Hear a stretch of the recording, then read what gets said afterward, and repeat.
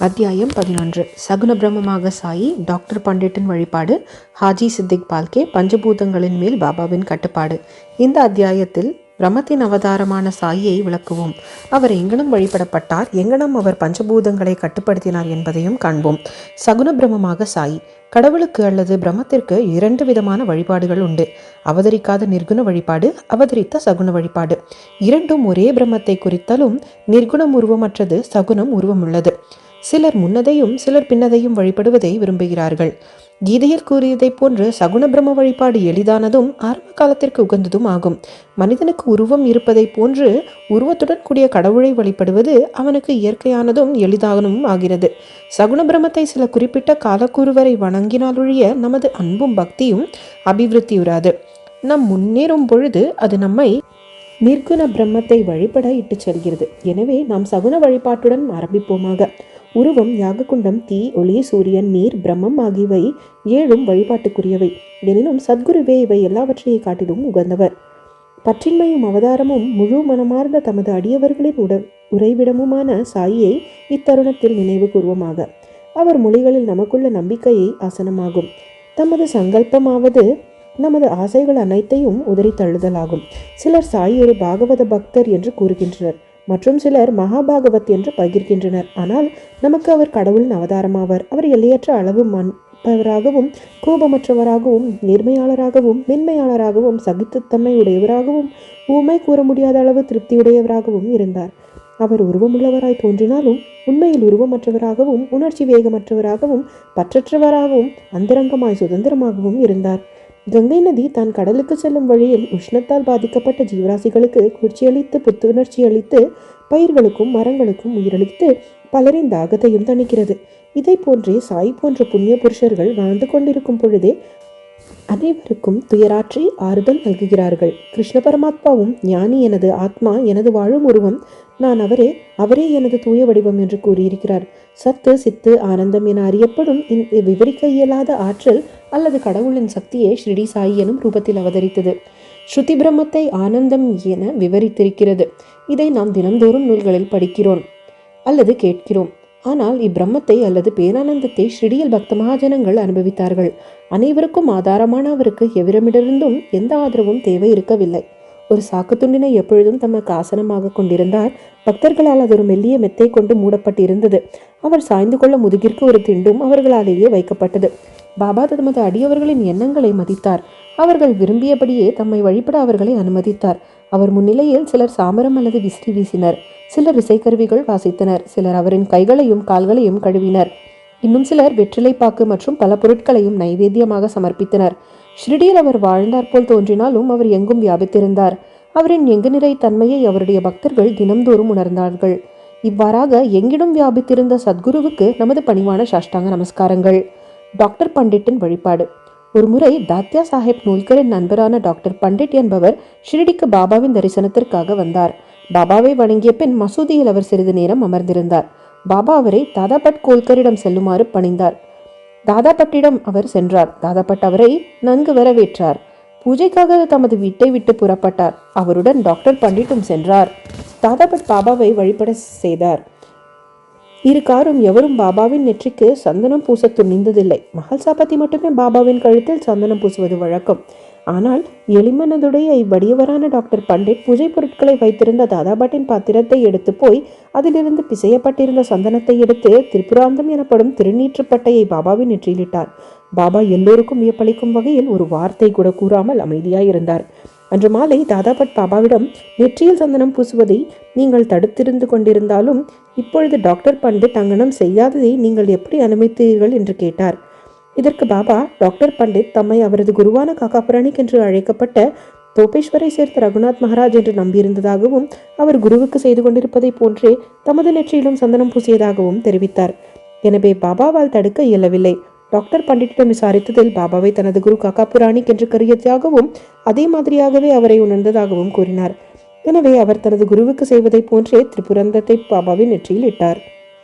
பக்தர்கள் விரும்பியவாறே தம்மை வழிபட பாபா அவர்களை அனுமதித்தார். எனினும் சில சமயங்களில் அவர் வினோத முறையில் நடந்து கொண்டார். சில சமயங்களில் பூஜை தட்டை தூக்கியெறிந்து சீற்றமே அவதரித்தது போல் நின்றிருப்பார். அப்பொழுது அவரை எவரே அணுக முடியும்? சில சமயங்களில் அவர் பக்தர்களை கடிந்தார், சில சமயங்களில் மெழுகை காட்டிலும் மென்மையாக இருந்தார். சாந்தத்துக்கும் மன்னிப்புக்குமான ஒரு உருவாயிருந்தார். கோபத்தால் அவர் குலுங்குவது போல் தோன்றினாலும் அவரது சிவந்த கண்கள் சுற்றி சுற்றி உருண்டாலும் அவர் அந்தரங்கமாக பாசத்தின் தாரையாக தாயன்புடையராயிருந்தார்.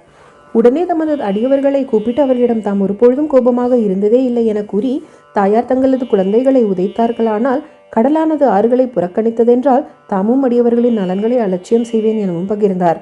தமது பக்தர்களின் அடிமையான அவர் எப்பொழுதும் அவர்களுக்கு ஆதரவாயிருப்பதையும் அவர்கள் தம்மை அழைக்கும் போதெல்லாம் மறுமொழி கூறி அவர்களின் அன்பை பெறுவதற்குமே எப்பொழுதும் அவர் பெரிதும் விரும்பினார். ஹாஜி சித்திக் பால்கே. பாபா எப்பொழுது ஒரு அடியவரை ஏற்றுக்கொள்வார் என்பதை அறிய முடியாது. அது அவரது இனிய சங்கல்பத்தையே பொறுத்தது. இக்கூற்றுக்கு சித்திக் பால்கே நிகழ்ச்சி ஒரு எடுத்துக்காட்டு. கல்யாணைச் சேர்ந்த சித்திக் பால்கே என்ற ஒரு முகமதிய பெருந்தகை மெக்கா மெதினாவுக்கு புனித யாத்திரை செய்துவிட்டு ஷிர்டிக்கு வந்தார். வடக்கு நோக்கிய சாவடியில் அவர் வாழ்ந்தார். மசூதியில் திறந்த வெளியில் அவர் அமர்ந்தார்.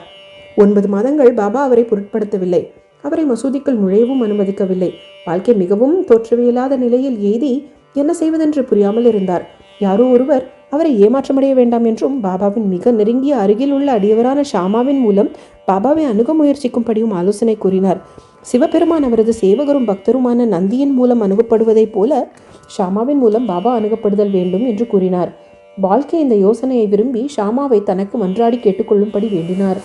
ஷாமாவும் சம்மதித்து பொருத்தமான ஒரு சந்தர்ப்பத்தில் பாபாவிடம், பாபா, பலர் இம்மசூதிக்குள் தாராளமாக வந்து தங்கள் தரிசனத்தை பெற்றிருக்கும் பொழுது தாங்கள் ஏன் அந்த முதிர்ந்த ஹாஜியை மசூதிக்குள் நுழைய அனுமதிக்கக்கூடாது என்று கேட்டார். அவரை ஒருமுறை ஆசீர்வதிக்கலாகாதா என்றும் அவரை பற்றி பேசினார். அதற்கு பாபா, ஷாமா, நீ விஷயங்களை எல்லாம் புரிந்து கொள்ள இயலாத அளவு முயற்சியற்றவனாய் இருக்கிறேயே. பக்கீர் அனுமதிக்கவில்லை என்றால் நான் என்ன செய்ய முடியும்? அவரது அருளின்றி யாரே மசூதியில் ஏறவல்ல?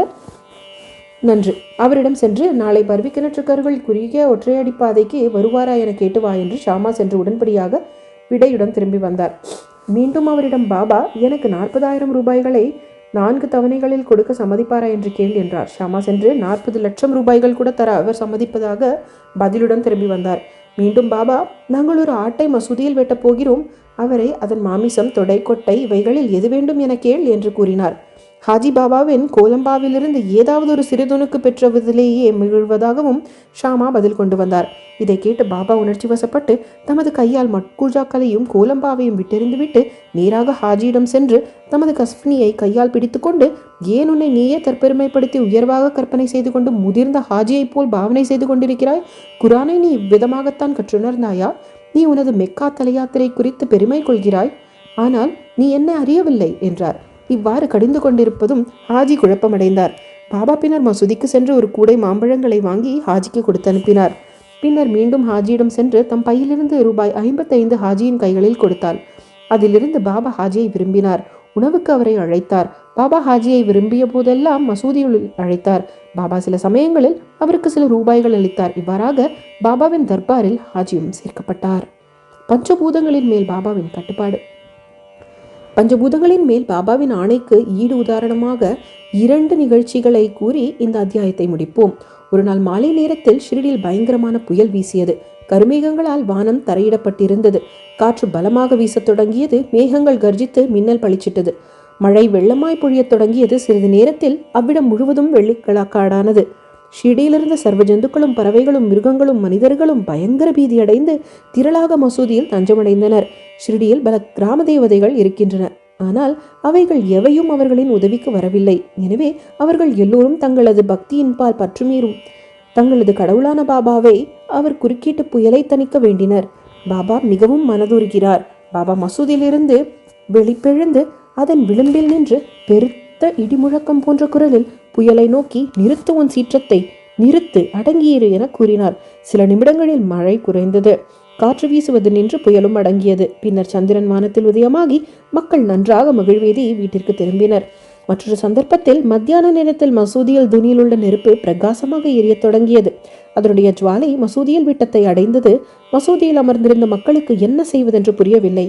தண்ணீரை அதன் மீது ஊற்றும்படியோ அல்லது ஜுவாலையை தணிப்பதற்கு வேறெதுவும் செய்யும்படியோ பாபாவை கேட்க அவர்களுக்கு துணிவு வரவில்லை. ஆனால் சிறிது நேரத்தில் பாபா என்ன நிகழ்ந்து கொண்டிருக்கிறது என்பதை உணர தலையிட்டார். தமது சட்காவை எடுத்து முன்னுள்ள ஒரு துணியின் மீது ஓங்கி அடித்து, கீழே இறங்கு, அமைதியாயிரு என்றார். ஒவ்வொரு தடியின் அடிக்கும் ஜுவாலை கீழறங்கத் தொடங்கி சில நிமிடங்களில் குறைந்து துணி அமைதியாகவும் சாதாரணமாகவும் ஆகியது. இவரே நமது சாயி, கடவுளின் அவதாரமாவார். தம்முன் வீழ்ந்து பணிந்து சரணாகதி அடைந்த எந்த மனிதரையும் அவர் ஆசீர்வதிக்கிறார். தினந்தோறும் பக்தியுடன் இவ்வத்தியாயத்தை படிப்பவர் எல்லா கேடுகளிலிருந்தும் விடுபடுவார். இது மட்டுமன்று, எப்பொழுதும் சாயின் மேல் பக்தியுடையராகவும் அன்புடையராகவும் இருந்து வெகு விரைவில் கடவுள் காட்சியை பெறுவார். எல்லா ஆசைகளும் நிறைவேறியவராக, ஆபாவற்றவராக இறுதியில் உயர்நிலை எய்துவார். ஸ்ரீ சாயை பணிக. அனைவருக்கும் சாந்தி நிலவட்டும்.